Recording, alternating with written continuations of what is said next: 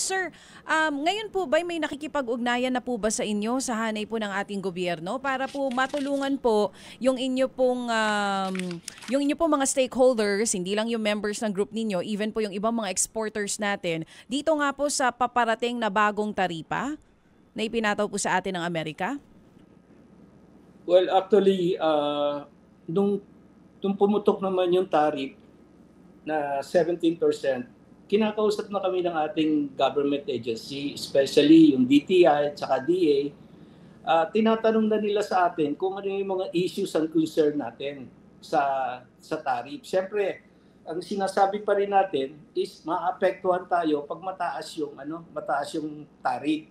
Ngayon, ang nire-request namin sana maging zero tariff. O kaya naman, kung talaga hindi pwede, kahit na 5% man lang para maging competitive yung produkto ng Pilipinas. Kasi tandaan po natin, ang cost of production po natin sa Pilipinas ay mas mataas compare sa ating ASEAN countries ng kalaban. Opo. So siguro Sir Ruben, yung pong inyong sinasabi na na wish ninyo no na kung maaari 0 o 5%, kayo ho mismo sa pakiramdam nyo kaya kayang ibigay yon ng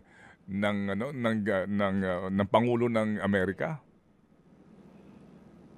Well, malaki ang tiwala natin sa mga negotiator natin. Even alam natin na pupunta yung presidente natin sa US para makipag-negotiate. Kasi ang tinitingnan namin dyan, as a exporter, matagal na po tayo nag-export sa US. Captured market na po natin yan, kaya ayaw natin iwan. Kasi ang Pilipinas po ay best ally po ng Amerika sa Southeast Asia. Opo. Tayo po yung talagang nila kung kasama talaga. So dapat to yung kasama dapat tinutulungan nila